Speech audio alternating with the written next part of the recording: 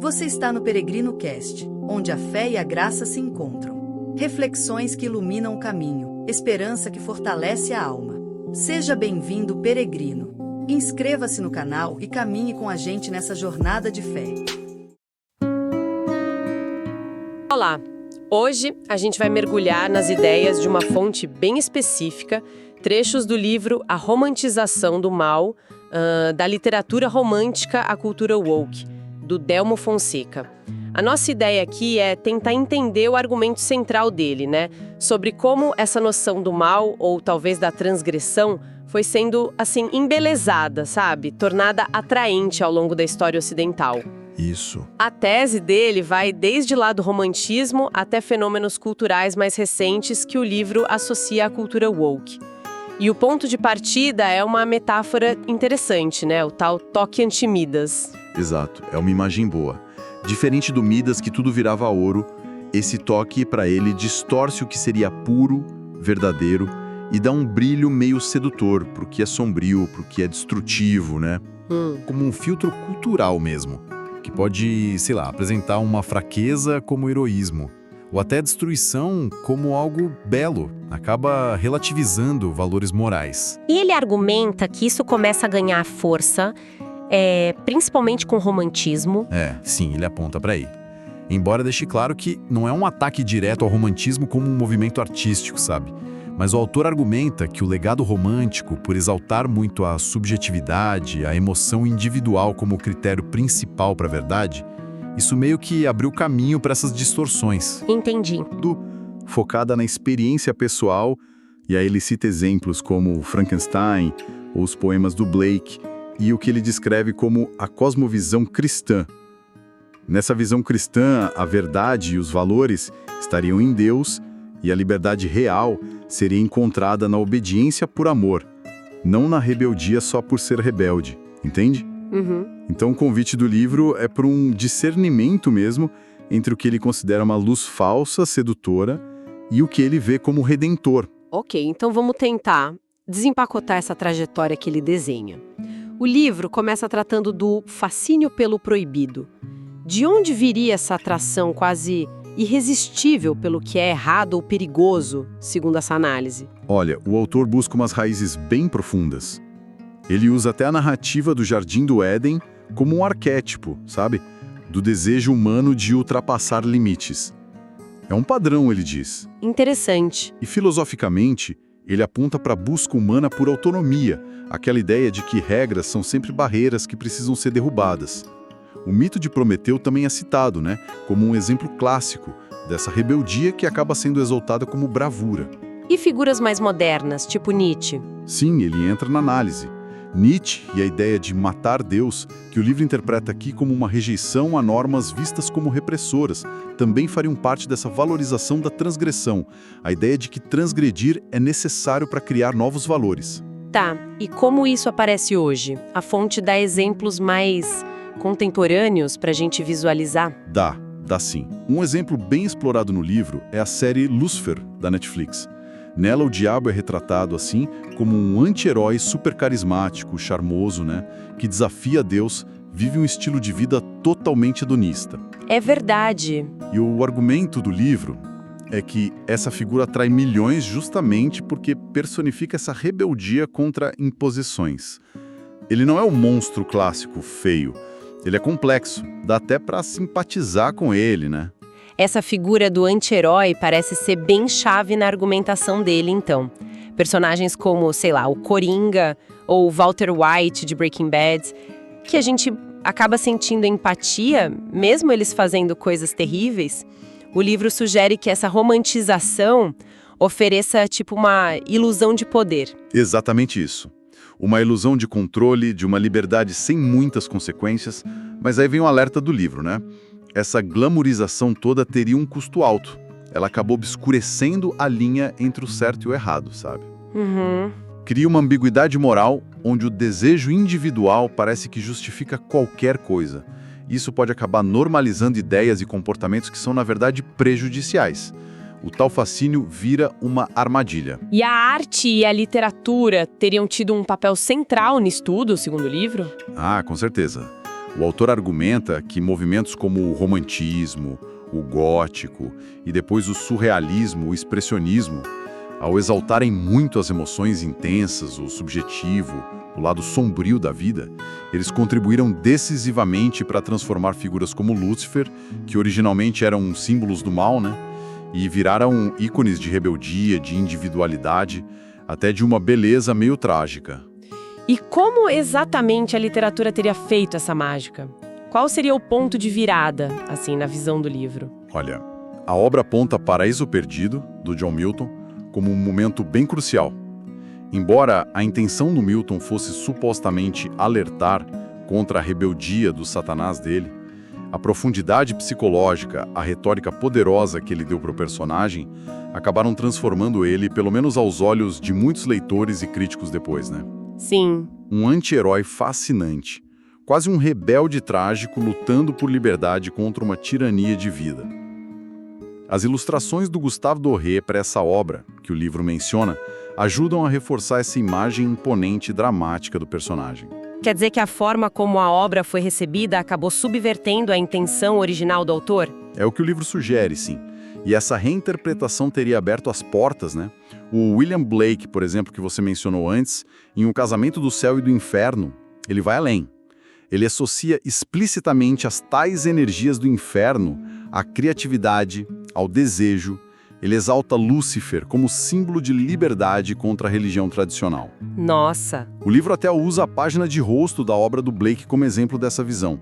E mais tarde, autores como Huysmans iriam explorar o ocultismo, o satanismo, como uma forma de resistência estética espiritual. E essa tendência aparece nas artes visuais também, não só na literatura. Aparece sim. O livro cita exemplos como o pintor Gustave Moreau, que pintou um Lúcifer belo, melancólico, quase um anjo caído que ainda tem um brilho, sabe? Ou o Salvador Dalí, que deu aquele toque onírico, menos grotesco talvez, para o inferno nas ilustrações dele para a Divina Comédia. Entendo.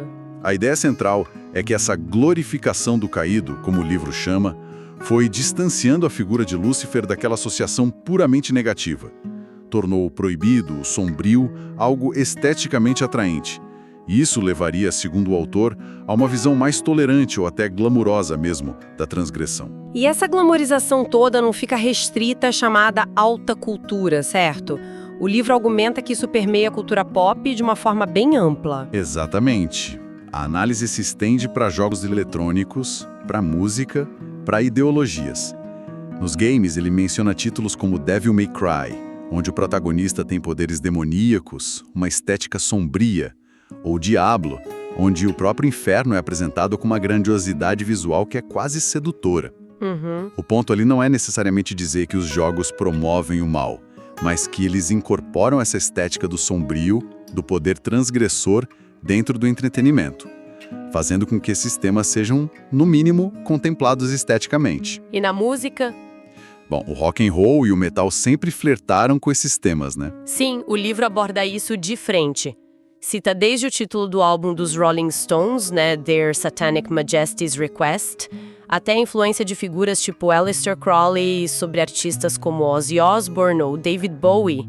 Menciona bandas que incorporam abertamente temas de rebeldia, ocultismo, transgressão nas letras, nas imagens. Claro. O argumento é que essa presença constante na cultura pop ajuda a normalizar símbolos e ideias que antes eram, assim, estritamente associados ao mal ou ao tabu. Isso nos leva a um ponto que parece bem crucial no livro, a ideia da rebeldia como virtude e armadilha.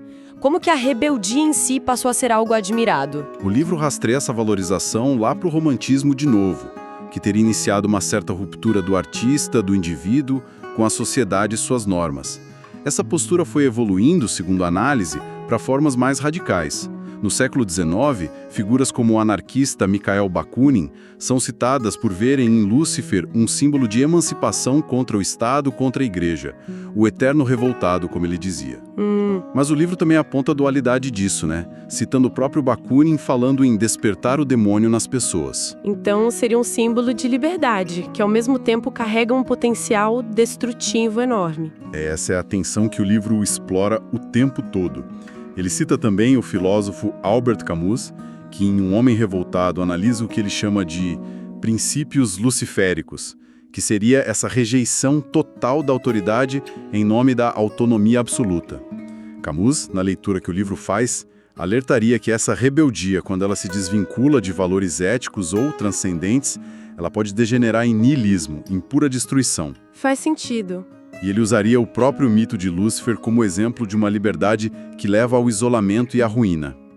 Então, o alerta do livro é esse: a rebeldia romantizada, sem propósito claro, sem limites, vira uma armadilha. Nesse contexto de rebelião radical, o livro faz uma conexão que parece bastante controversa, né? Com Karl Marx. Como é isso? Sim, é um capítulo que, de fato, explora uma faceta menos discutida do Marx. Ele se baseia em autores como Richard Wurmbrand, que interpretam poemas da juventude do Marx, as associações dele como indícios de uma ligação com o ocultismo ou até satanismo. Mas o livro faz questão de frisar: olha, essa interpretação é controversa, é debatida. Certo. Mas qual é o cerne dessa interpretação, mesmo sendo controversa? A visão que é apresentada ali, baseada nesse Wurmbrand, é que o comunismo marxista não seria só ateu, mas teria uma hostilidade espiritual, sabe?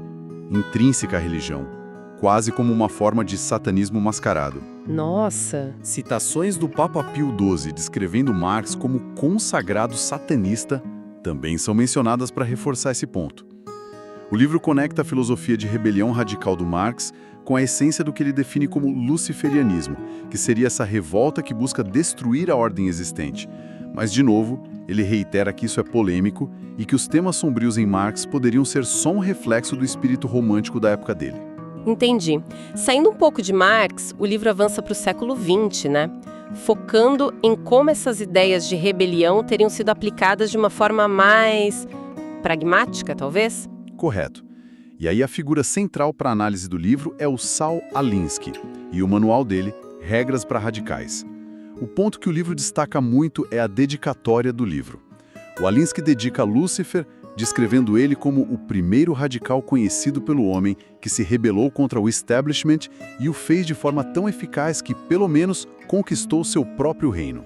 Forte essa dedicatória. Bastante.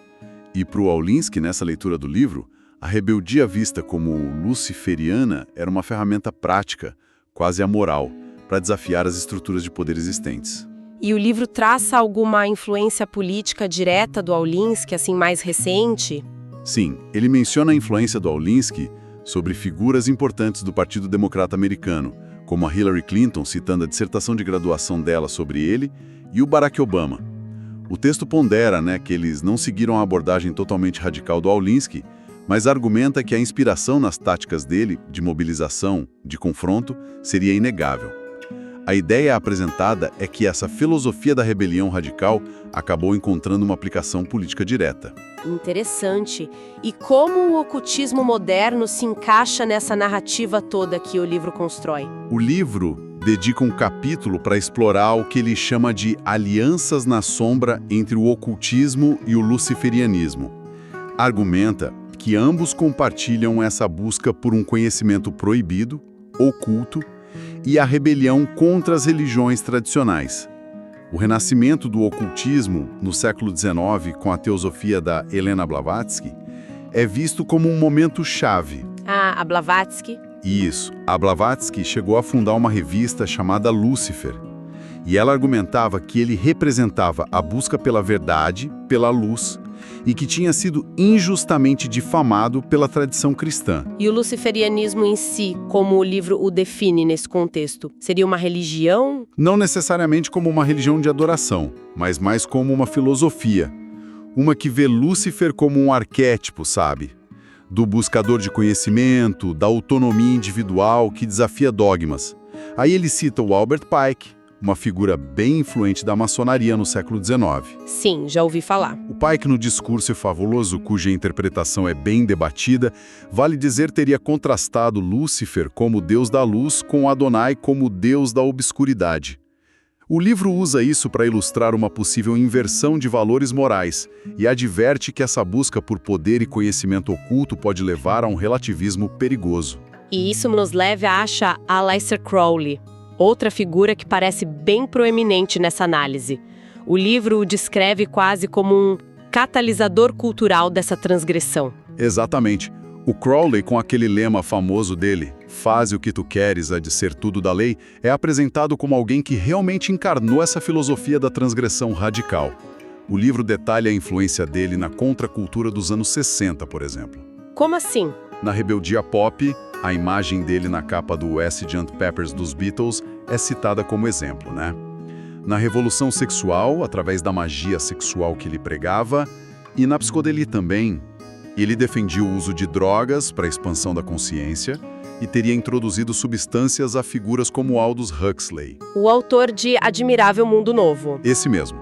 O argumento do livro é que o Crowley ajudou a popularizar uma filosofia de quebra de tabus que, embora fosse muito sedutora pela promessa de liberdade total, poderia facilmente levar à autodestruição, e que a influência dele ainda é sentida. E como essa herança toda se conecta com movimentos mais recentes, tipo a pós-modernidade e a nova era, na visão do livro? Bom, o livro argumenta que o clima intelectual da pós-modernidade, com aquela rejeição das grandes narrativas, o ceticismo em relação à verdade absoluta, o foco na fragmentação, tudo isso criou um terreno muito fértil para o relativismo moral florescer.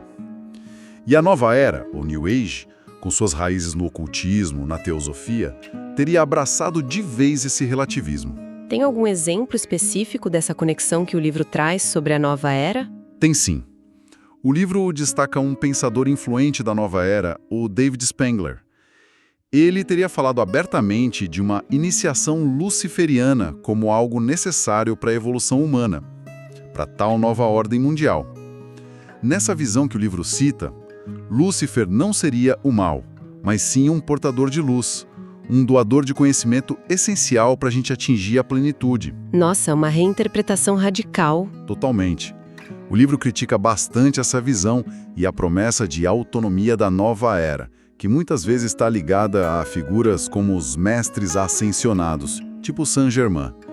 Argumenta que isso, na verdade, cria novas dependências e inverte completamente a noção cristã de liberdade, que seria a harmonia com Deus, pela busca de uma ausência total de restrições, alinhando-se assim à filosofia luciferiana do indivíduo como seu próprio Deus.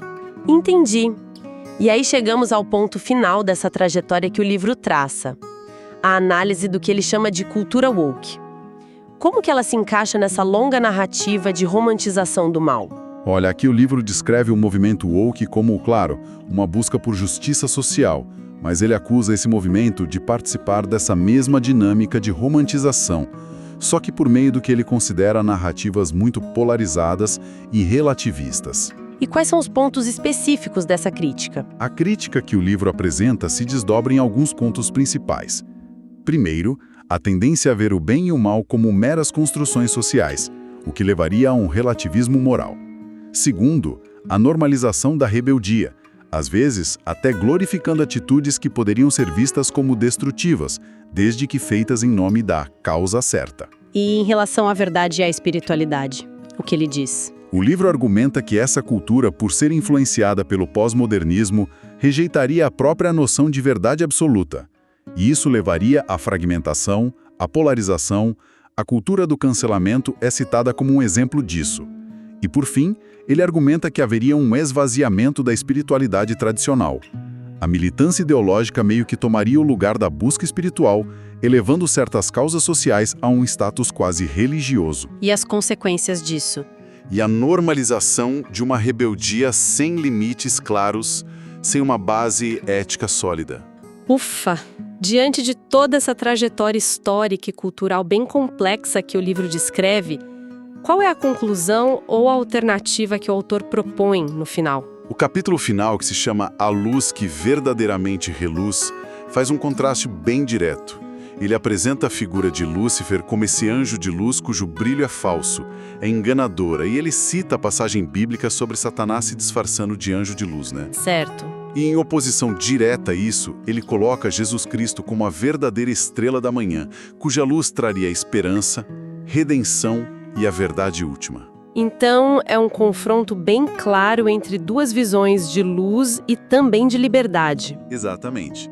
A liberdade luciferiana, que o livro descreve como essa autonomia absoluta que acaba levando ao caos e ao isolamento, é contrastada com a liberdade em Cristo, que seria definida como viver em harmonia com Deus através do amor e do serviço ao próximo. O relativismo moral é contrastado com uma moralidade que seria fundamentada na revelação divina. A história toda, na perspectiva do livro, é vista como essa batalha contínua entre a sedução dessa falsa luz e o chamado da luz verdadeira. Portanto, a mensagem final do livro é essencialmente um chamado ao discernimento. Retomando aquela metáfora do começo, né? O mal romantizado seria como um ouro de tolo, brilhante por fora, mas vazio por dentro. Enquanto a alternativa proposta pelo autor seria a única fonte de redenção e de propósito real. É isso. Precisamente. Ok. Então, recapitulando bem rapidinho, a gente explorou aqui os argumentos centrais do livro do Delmo Fonseca, que traça uma linha histórica bem longa, né, de como a ideia de transgressão ou do mal teria sido consistentemente romantizada na nossa cultura ocidental, começando lá na filosofia, na arte, passando pela cultura pop que a gente consome e chegando até movimentos ideológicos e espirituais mais contemporâneos. O autor apresenta essa tendência como algo muito sedutor, mas, na visão dele, fundamentalmente ilusório e destrutivo. E ele contrasta isso o tempo todo com a perspectiva cristã, que ele defende como a verdadeira fonte de luz e liberdade. Isso. E um ponto interessante que o livro levanta, né, é que essa dinâmica de romantização parece que se adapta, ela se reinventa a cada época. Não é algo estático. Sim. Isso deixa a gente com uma questão para pensar, né? Se a gente olhar para as tendências culturais, tecnológicas, ou mesmo para as novas ideias que estão borbulhando agora. De que novas maneiras essa dinâmica de tornar o transgressor, o proibido, algo atraente pode estar se manifestando. Formas talvez ainda não tão óbvias ou não tão discutidas como essas que a análise do livro trouxe para a gente. É uma pergunta que certamente provoca reflexão, né? Bom, esperamos que essa nossa exploração do material tenha sido útil, tenha sido instigante para quem nos ouve. Agradecemos muito a companhia de vocês nesta análise. Esse foi mais um episódio do Peregrino Cast. Obrigado por caminhar com a gente até aqui. Se você deseja se aprofundar no tema de hoje, acesse o link que está na descrição do vídeo. Que sua jornada continue firme, com fé, propósito e direção. Até o próximo passo.